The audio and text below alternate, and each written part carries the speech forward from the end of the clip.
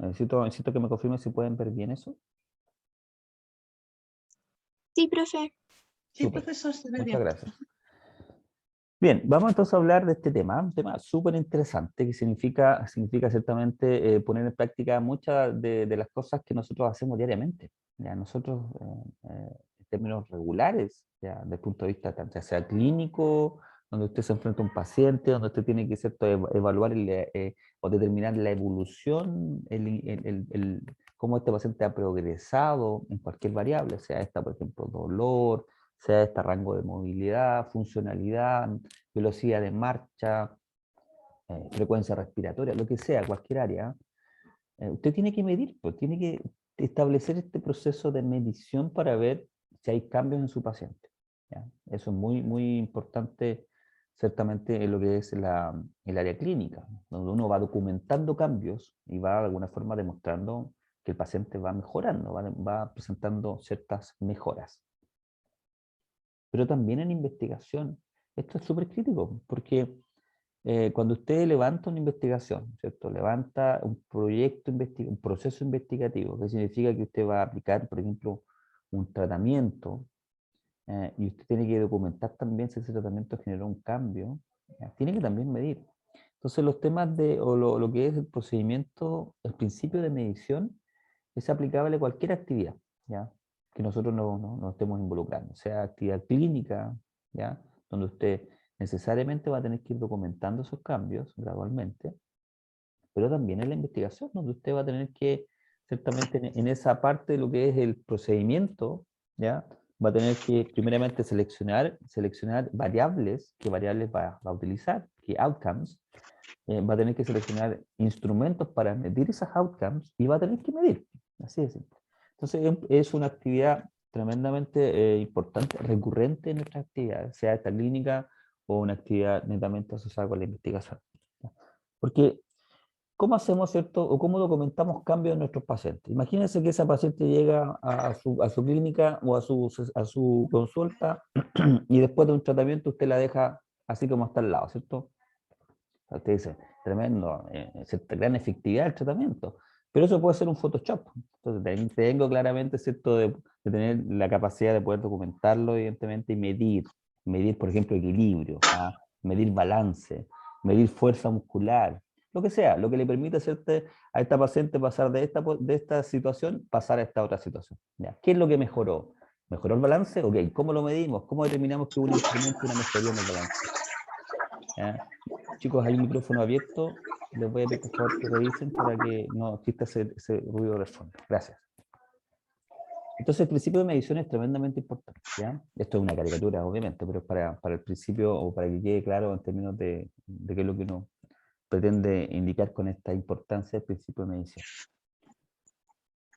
Entonces, cuando hablamos ahora enfocado, por ejemplo, en el tema de lo que es la investigación, el principio o la conclusión a la cual tú llegas, particularmente después de que levantas un proceso investigativo, un proyecto de investigación, ¿ya? Y quieres concluir acerca realmente, por ejemplo, de un tratamiento, eh, estas conclusiones van a ser adecuadas en la medida de que los datos que tú presentes y que tú hayas analizado sean precisos.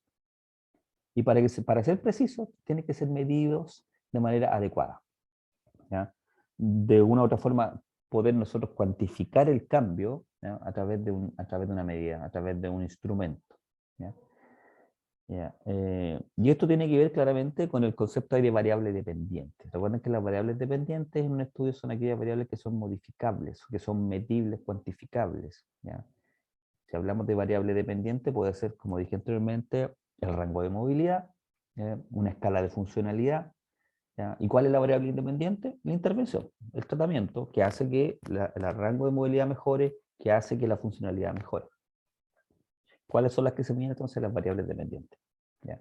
Y evidentemente, en términos de elaboración o de precisión, del tipo de medición, mientras más elevada sea esta unidad o esta medida, o este instrumento también, evidentemente, y mientras más sensible y válido, la próxima semana vamos a hablar de eso, validez, confiabilidad, mientras más propiedades de estas tenga, evidentemente el dato es más sensible y el dato es más válido y es mejor.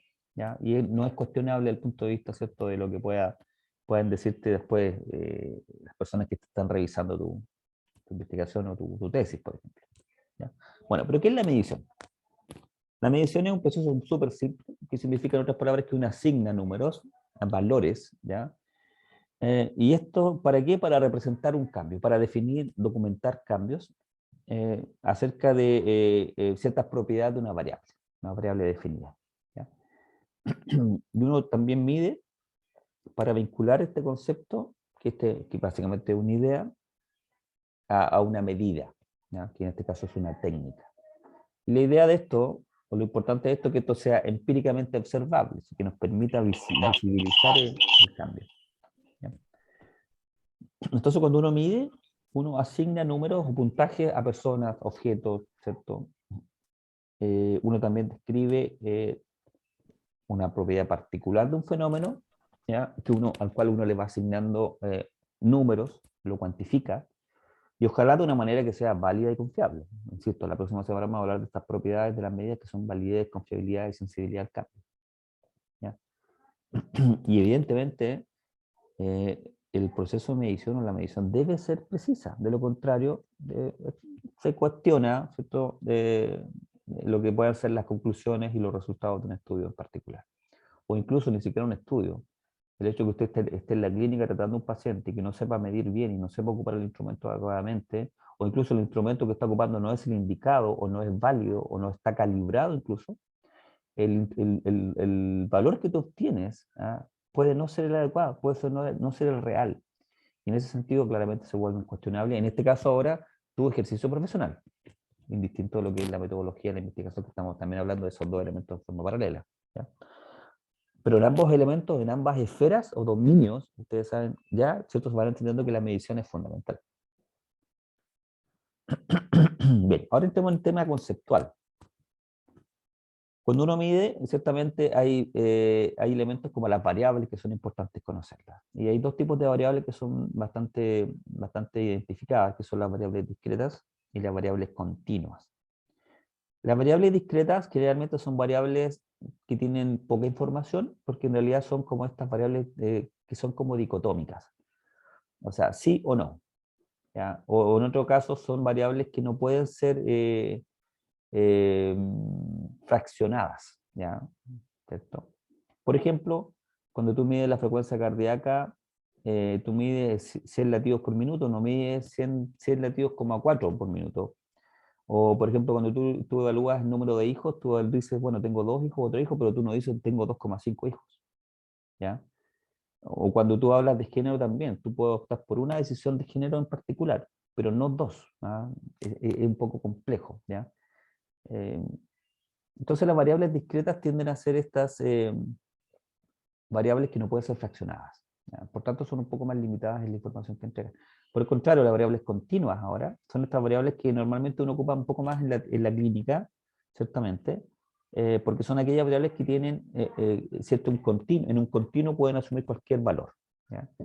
Por ejemplo, usted puede hablar de kilogramos, ¿cierto? Cuando evalúa fuerza muscular, y puede evaluar, ¿cierto?, que un cambio 5,5 kilos de aumento de fuerza, o hubo una diferencia en grados de movilidad de 50,5 grados, ¿ya? O también puede establecer cambios, ¿cierto?, en lo que es, a ver, tenemos rango, fuerza o funcionalidad también, ¿ya? En cuestionarios. O incluso el dolor. El dolor también en la escala porque puede determinar cualquier, ¿cómo se dice?, rango de ese continuo cuando hablamos, por ejemplo, de porcentaje. ¿Ya? Entonces, desde la base hay dos tipos de variables que son importantes reconocerlas, la variable discreta y la continua. La primera no se fracciona, la segunda se fracciona, ¿ya? Y por tanto entrega mucha más utilidad a la segunda en términos informativos. ¿Ya? Tengo el chat acá, parece que hay preguntas. Ya. Eso ya lo habíamos visto. Ahora, si tienen dudas, me interrumpen inmediatamente, muchachos, por favor, ¿ya?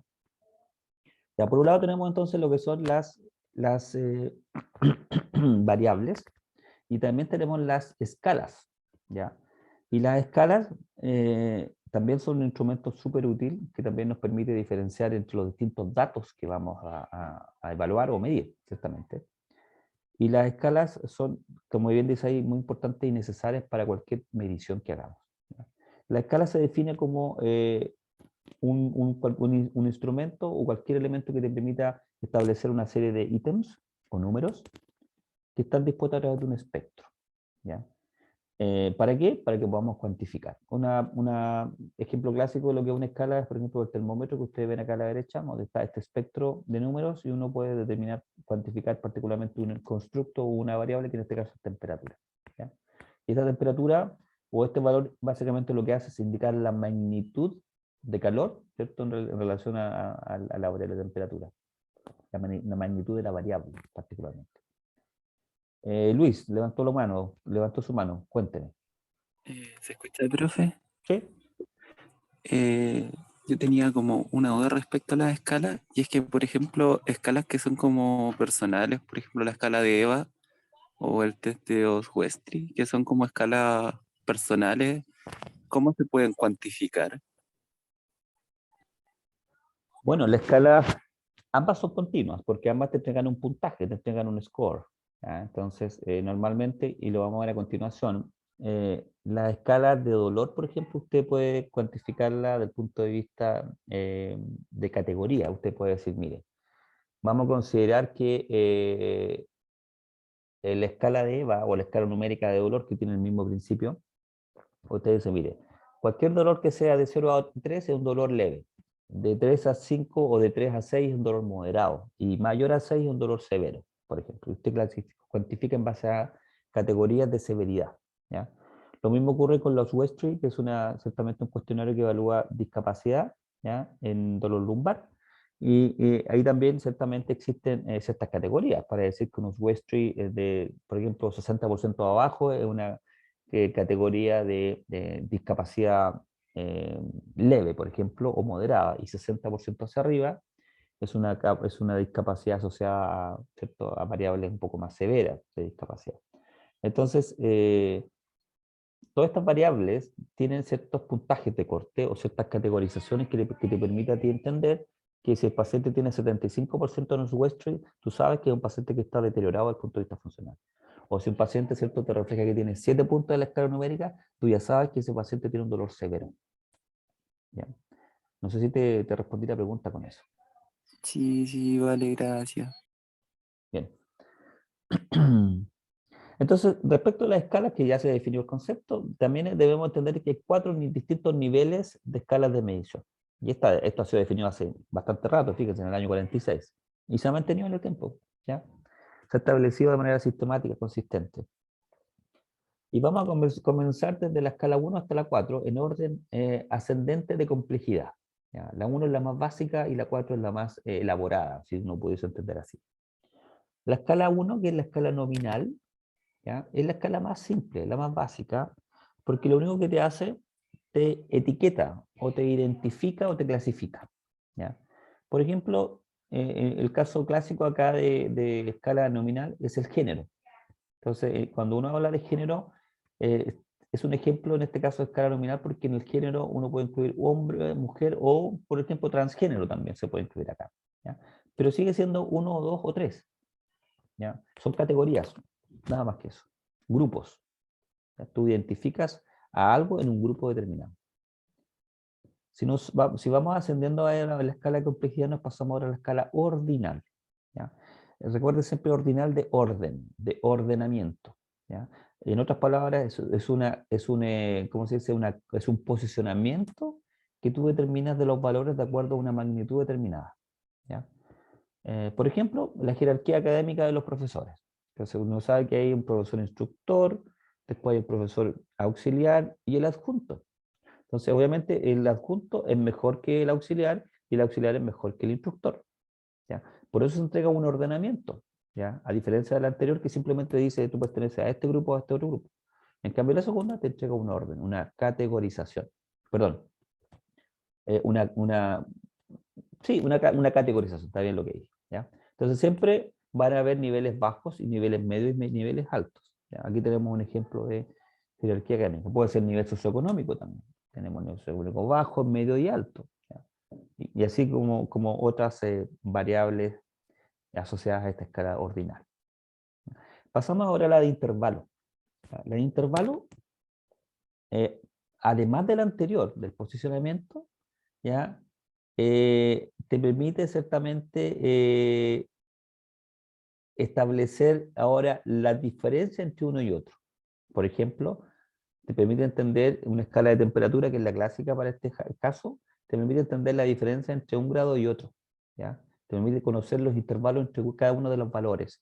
No así en la escala ordinal, porque tú no sabes cuánto mejor es el adjunto del auxiliar, ni cuánto mejor es el auxiliar del instructor, ni cuánto mejor es el adjunto del instructor, por ejemplo, en términos, no sé, en términos de puntaje.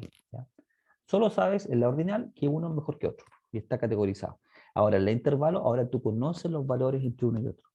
¿Ya? Y en la última, la escala de razón, ya que es la escala más completa en términos de entregar información, porque aquí estamos hablando al final de entregar información, ¿cierto? La primera escala entrega muy poquita información, la segunda ya va entregando otra información, la tercera mucha más, y la última, que es la escala de razón, ya te presenta claramente la información más completa. E incluso incluye la ausencia del atributo que tú estás midiendo. ¿Ya? Por ejemplo, tú puedes decir, ¿cuál fue el aumento de sueldo en este mes? 0, no hay aumento de sueldo. ¿Ya? ¿O cuál es la distancia recorrida? No hubo distancia recorrida, 0. ¿Ya? ¿O cuál es el peso, si hubo un descenso del peso en este paciente producto de la intervención que yo le hice, el ejercicio, por ejemplo? Tú puedes decir perfectamente no hubo descenso, y tienes el 0 ahí. Entonces el 0 es súper importante también porque es ausencia de atributo, que no está presente en ninguna de las otras tres escalas. ¿Ya? Sí en la escala de razón, ¿ya? Que es la última, que es la más elaborada. Vamos a ir participando en cada una de estas escalas a continuación con varios ejemplos, así que ahí le va a quedar mucho más claro. Esta es la parte inicial de presentación simplemente. ¿Ya? Entonces las escalas, bueno, primeramente las variables, desde el punto de vista de la investigación, ustedes saben que hay una variable dependiente, que es la que uno mide el cambio, en este caso reflujo, por ejemplo, y una variable independiente, que es el tratamiento, en este caso una bomba, ¿cierto?, de inhibidora de protones versus un placebo. Bueno, ese es el tratamiento, que es la variable independiente, versus la variable que quiero medir, o medir el cambio en el reflujo, que constituye ciertamente ahora la variable dependiente. Bueno, eso es una cosa simple, básica, que ya lo vimos. Pero enfoquémonos ahora en las escalas. Las escalas también, de acuerdo a algunos autores, pueden ser definidas de dos categorías también como cualitativas, que son las dos más básicas, que son la 1 y la 2. ¿Ya? Cualitativa, porque te entregan una calidad de información más que cantidad de información. Entonces, aquí tenemos ejemplos de la escala cualitativa nominal, que es la más simple, recuerden, la número 1. Y tenemos nuevamente este elemento dicotómico. ¿Usted está casado o no está casado? ¿Ya? No puede estar casado y divorciado al mismo tiempo. ¿Ya? Por eso es dicotómico. Es este o esto. Pertenezco a este grupo o a este otro grupo. Y también está la escala ordinal, que decíamos ya que establece ciertamente distintos niveles de categoría. Por ejemplo, a nivel de dolor, intensidad de dolor, podemos categorizar dolor leve, moderado o severo. ¿Ya? Pero no sabemos cuánta diferencia hay entre el dolor leve y el moderado, y entre el moderado y el severo. Simplemente sabemos que hay una categorización. Esa es la escala ordinal, bajo la categoría cualitativa. Y ahora estamos en las cuantitativas, que son las 3 y la 4, que son las más elaboradas, las que te entregan mayor información. ¿Ya?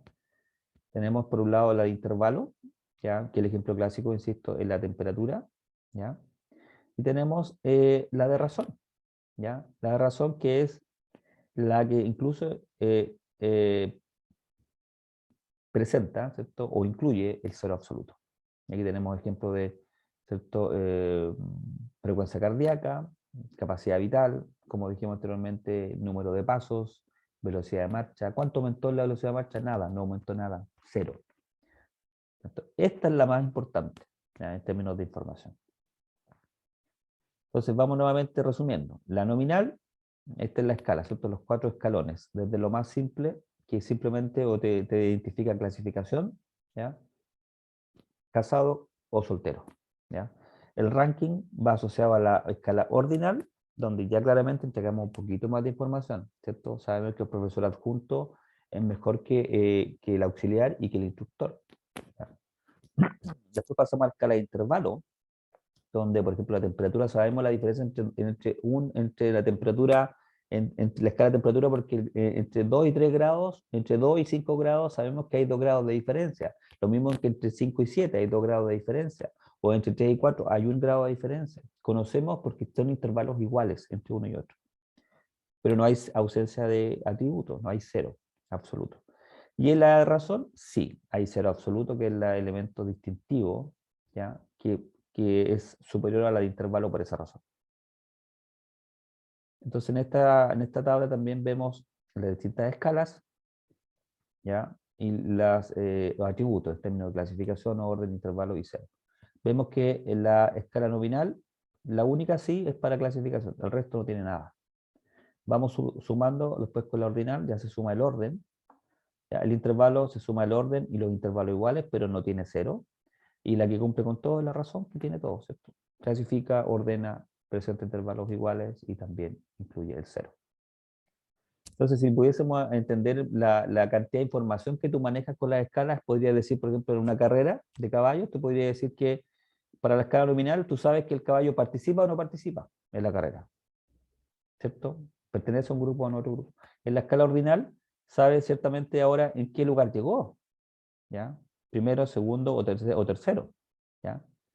Ahora, en la escala de intervalos, sabes, aparte de quién llegó primero, la diferencia que hay entre uno y otro, ¿ya? Porque conoces los intervalos que hay entre uno y otro. Y finalmente, en la escala de razón, sabes incluso hasta cuánto ganó en la apuesta, o sea, en términos de información que tú manejas. Bueno, otra tabla, insisto, esto es súper importante para reforzar lo que hemos venido diciendo. Se tienden ciertamente a complementar lo que vimos previamente. Las distintas escalas, las características de las escalas, ¿ya? Ahora, esto es importante. ¿Qué estadística descriptiva podemos incorporar dependiendo de las escalas? Y vamos viendo que dependiendo de la complejidad de la escala, evidentemente podemos incorporar distintos test estadísticos, ¿ya? No sé si ustedes ya tuvieron estadística o todavía no, este semestre la tienen o no, muchachos. No, profe, creo que este semestre tampoco tenemos estadística. Tampoco tienen estadística. Ya, pero no importa. Aspectos generales y básicos de estadística vamos a hablar simplemente. Por ejemplo, para la escala nominal, ¿ya? Que es la más básica, insisto, solamente podemos entregar información sobre porcentaje, sobre moda. Cuando hablamos de ordinal, ya podemos entregar, por ejemplo, mediana, rango, la diferencia de rango, rango intercuartil, por ejemplo, o percentil. Si nos movemos a la intervalo, ya claramente podemos establecer promedios, ¿ya? Depresión estándar, variabilidad como la varianza, y definitivamente en la de razón ya podemos todo lo anterior más sector promedio, coeficiente de variación. Entonces esto nos permite también que los datos recogidos por estas variables o por estas escalas nos permitan ciertamente enriquecer la información, nos permiten entregar más datos más y concluir, ¿cierto?, de distintas formas. Entonces ahora pasemos un poquito en detalle a cada una de las escalas, ¿ya? De manera rápida. La nominal, insisto, de hecho algunos autores no la consideran incluso como escala, ¿ya?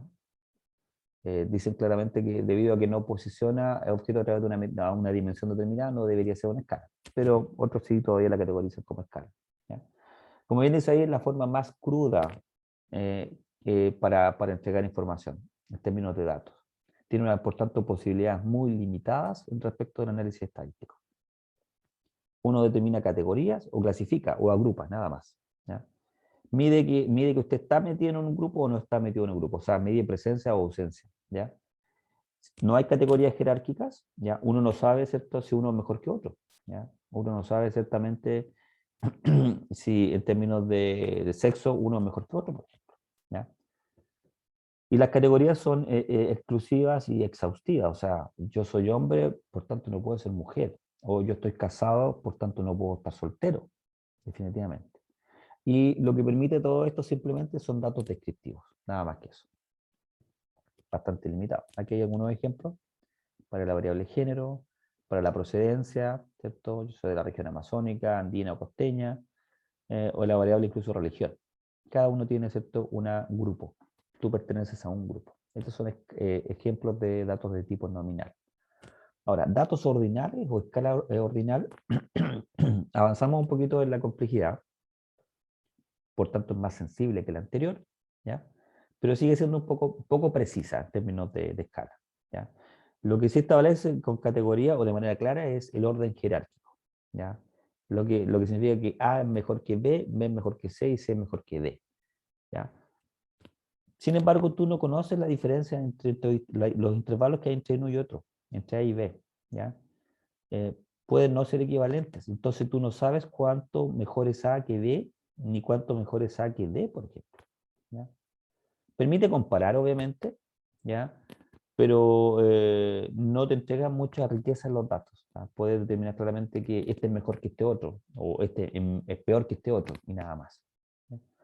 Ejemplo clásico es cuando usted se ubica en una carrera, usted llega primero, segundo, tercero, el estatus socioeconómico, que ya lo vimos también como ejemplo, el nivel de educación, cualquier tipo de ranking, ¿cierto? Nosotros estamos hablando de datos ordinales. Por ejemplo, supongamos que vamos a hacer una carrera aquí en el curso, ya en el curso de metodología, año 2021. Y aquí tenemos 4 nombres ficticios, ¿cierto? Fernando, Ezequiel, Bastián y Lucas, ¿ya? Bueno, para la próxima vamos a hacer una carrera más inclusiva, también vamos a incluir a mujeres, ahí se nos quedó eso. Pero en esta oportunidad hay 4 varones, ¿ya? Con la escala nominal, lo único que sabemos, ciertamente, perdón, con la escala ordinal, estamos en la ordinal, lo único que sabemos es el orden de llegada, ¿ya? Sabemos que Fernando llegó primero, Ezequiel segundo, Bastián y Lucas, ese es el orden. Sabemos quién ganó, ¿ya? Pero ojo, no sabemos la diferencia entre este y este al llegar a la meta, ni tampoco la diferencia entre este, ni tampoco cuál mejor fue Fernando que Lucas.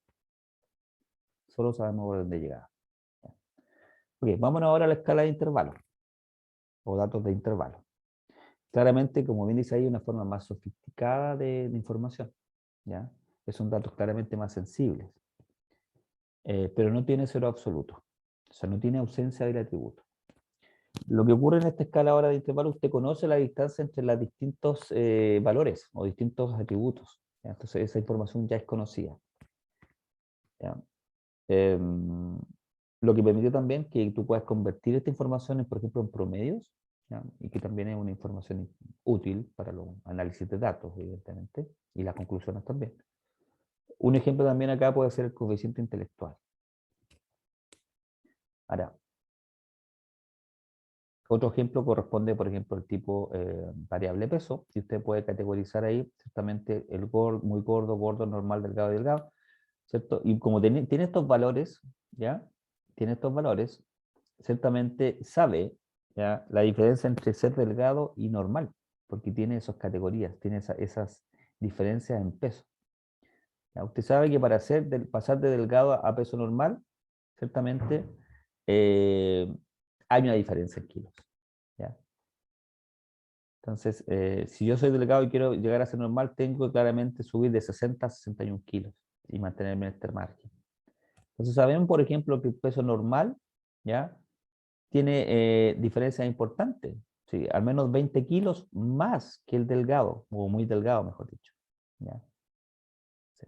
Ahí uno puede tener esa variabilidad de información y sabe la diferencia entre uno y otra categoría. Y eso es súper útil también para lo que son los datos posteriores. Volvamos a la maratón, ¿cierto? De ustedes, muchachos, ¿ya? Lo primero que sabíamos antes de la escala ordinal era que había uno primero, otro segundo, tercero y cuarto, ¿ya? Pero no sabíamos, ¿cierto?, las diferencias al llegar. Y ahora sí sabemos las diferencias al llegar. Fíjate, sabemos que Fernando llegó a las 3:15, cruzó la meta, excedió a las 3:21, Bastián estuvo muy pegadito porque cruzó la meta un minuto después, pero Lucas, fíjate, a las 4:19, ¿ya? Entonces sabemos los datos entre este y este. ¿Cuánta diferencia hay ciertamente? ¿Ya? Nos pasamos a la última escala, que es la escala de razón, datos por razón. Y aquí, como dije previamente, es una de las escalas más utilizadas en investigación, porque tiene los datos más poderosos, obviamente, y más sensibles. Tiene toda la información, ¿ya? Que nos permite ciertamente analizar datos y responder preguntas variadas y concluir también de manera más importante, ¿ya? Poseen identidad, magnitud e intervalo. Incluye cero absoluto, ¿ya? Y por tanto, todas las propiedades matemáticas y análisis estadístico, como dijimos anteriormente, podrían ser eventualmente aplicadas. Permite comparaciones absolutas, ¿ya? Por ejemplo, si Adolfo levanta 80 kilos y Eduardo 40, ¿ya? Uno puede entender de que hay una razón de 2:1. O sea, que Adolfo puede levantar 2 veces más que Eduardo, ¿ya? Porque conocemos todos esos datos. Entonces, volvemos a la carrera. Ahora, lo que nos falta es saber a qué hora comenzó la carrera. Si la carrera comenzó a las 1:30, ¿ya? Y sabemos que, volviendo acá, volviendo a que Fernando terminó a las 3:15, sabemos entonces que Fernando se demoró 1 minuto 45 en terminar la carrera, ¿ya? Ezequiel se demoró 1 hora 51, perdón, 1 hora, no 1 minuto, 1 hora 45. Ezequiel 1 hora 51, Bastián 1 hora 52, pero Lucas, fíjate, 2 horas 49. Entonces, en base a toda esta información que te entregan los datos de razón, uno podría concluir de que Fernando, ¿cierto?, es 58,23% más veloz que Lucas. Ahí tenemos toda la película completa, ¿ya? Entonces, eso te permite, insisto, el tema de mientras más datos tengas, te permite hacer muchos más cálculos, muchas más precisiones, y claramente te permite aportar de manera mucho más significativa. Por eso siempre quedémonos con las escalas, si podemos, escalas de intervalo o de razón, ¿ya? En algunos otros casos también vamos a necesitar escalas nominales y ordinales, pero básicamente en términos de análisis de datos, estas dos últimas son, y sobre todo la última, son las más importantes. Ahora, ganó Fernando, ciertamente, pero Ezequiel no estaba muy contento, ¿cierto? Y fue al VAR. Y dijo, no, esta cosa la tenemos que resolver, porque ciertamente Fernando, que ganó acá, ¿cierto? Ezequiel tenía dudas respecto a su honestidad. Entonces fuimos al VAR y claramente, ¿cierto? Fernando ahí hizo al inicio un poquito de trampa y claramente le permitió ganar. Así que ojo con eso también, hay que ser honesto, ¿ya? Bien, muchachos, dejándose de bromas ahora, pasemos un poco el resumen de lo que hemos venido conversando. Acá están las distintas escalas, ¿ya? Y acá están los ejemplos para algunas de ellas, ¿ya? Y las propiedades. ¿Qué operación matemática podemos incorporar? El tipo de datos y el tipo de comparación. Esta tabla es súper interesante, o sea, es bastante autoexplicativa, no vamos a entrar en detalle, para que ustedes después la consulten y puedan claramente diferenciar el aporte que genera cada una de las escalas, o cuando hablamos de escala hablamos de datos, ¿ah? El aporte que genera cada uno de los datos. Los datos tienen distinta naturaleza, pueden ser datos muy limitados o datos muy enriquecidos, dependiendo de la escala, obviamente, ¿ya? Eh, si nos vamos, por ejemplo, a una cosa bien particular, que es comúnmente el dolor que nosotros vemos en nuestros pacientes, por ejemplo, podemos categorizar el dolor nominal. Recuerden, nominal es pertenecer a un grupo, ¿ya? La más básica de todas. El dolor nominal podría ser que el paciente tiene dolor visceral o dolor musculoesquelético, ¿m? O dolor neuropático, por ejemplo, ¿ya? Pero uno u otro. Ahora, si el dolor es ordinal, ya establecemos una categoría, ¿cierto? El dolor es leve, moderado o fuerte, ¿ya? Si hablamos ahora, por ejemplo, de dolor discreto en términos de variable discreta, dolor discreto ciertamente es, recuerden que el discreto es cuando tú no puedes fraccionar, ¿cierto?, este dato. Cuando hablamos de dolor discreto, hablamos, por ejemplo, número de zonas dolorosas. O sea, a mí me duelen 3 partes o 3 regiones en el cuerpo, pero no me duelen 3,5 ni 3,7, ¿ya? Y el dolor continuo es esa medida, ¿cierto?, que uno puede fraccionar en un continuo, claramente. Entonces ahí tenemos la escala visual análoga y uno puede establecer, por ejemplo, en porcentajes, ¿ya?, que tiene 70,4, o 70,5, o 70,8, 80,3, qué sé yo, ¿ya? Entonces, de esta forma también podemos aplicar estas distintas conceptualizaciones a lo que es, por ejemplo, una variable muy común, que es el dolor que nosotros nos corresponde medir. Y ya estamos terminando con esto que tiene que ver con la operacionalización de las variables. Es bien interesante este tema también porque nos permite dar un entendimiento a lo que hacemos, a entregar información más ordenada. Cuando hablamos de operacionalización de las variables, hablamos de que constituye esta forma de ingresar datos a un sistema de información, ¿ya?, para capturar toda la información y acceder a ella fácilmente, ¿ya? Y nos permite codificar las variables, ¿ya?, para que estas puedan ser computadas o analizadas de manera más simple, de manera más efectiva. Un ejemplo clásico de la operacionalización de una variable, ¿cierto?, es este. Tenemos la variable que es sexo, conocemos qué tipo de variable es, cualitativa, qué escala es, ciertamente la más básica, la nominal, la naturaleza, independiente, y esto es importante, la operacionalización. Porque esto es lo importante que uno hace a veces cuando levanta datos para ir en las planillas Excel para enviarlas después al software que tú quieras utilizar, el SPS, por ejemplo, para analizar los datos. Tú tienes que operacionalizar la variable sexo. ¿Cómo lo haces? Le entregas el 0 cuando es mujer y le entregas el 1 cuando es hombre. O por ejemplo, otra variable eh, que puede ser sobrevida, que es bien extremo, sobrevida. El 1, el 0 es sobrevive y el 1 es fallece, por ejemplo. Esta variable dicotómica. Así que es muy importante esto, ¿eh? Este datito de la operacionalización es súper importante porque te permite traspasar los datos y que puedan ser leídos adecuadamente al momento de analizar los datos por los softwares. ¿Ya? Bien, ya vámonos acercándonos ahora al final. El tema de qué medida o qué escala utilizar. ¿Ya? En este caso al diseño experimental. Lo ideal, como dije previamente, es que podamos utilizar, ojalá, las escalas de mayor complejidad, que nos permitan obtener datos más significativos. Por tanto, se sugiere siempre ocupar la escala de intervalo o de razón. ¿Ya? Aunque en algunos casos también podríamos ocupar la escala más básica, como la nominal y ordinal, solo, ¿cierto?, para datos muy descriptivos o en el caso que no pudiésemos utilizar las otras escalas más elaboradas. ¿Ya? Y también de manera importante, ya esto para hacer una introducción a lo que va a ser el tema de la próxima semana, o de esta clase asincrónica que ustedes van a tener, recuerdo, es buscar, ¿cierto?, siempre medidas que sean confiables y válidas. Y esto es esencial, o sea, el elemento de la confiabilidad y la validez es el elemento de requisito básico para que tú puedas confiar en los datos. Si tú utilizas un instrumento que no es válido o que no es confiable, los datos no son tampoco confiables ni válidos, así de simple. ¿Ya? Eso lo vamos a ver con detalle la próxima semana o la próxima clase cuando ingresemos en esto, lo que se llaman propiedades psicométricas de las medidas, donde vemos validez, confiabilidad y sensibilidad al cambio. Eso. ¿Alguna pregunta, muchachos?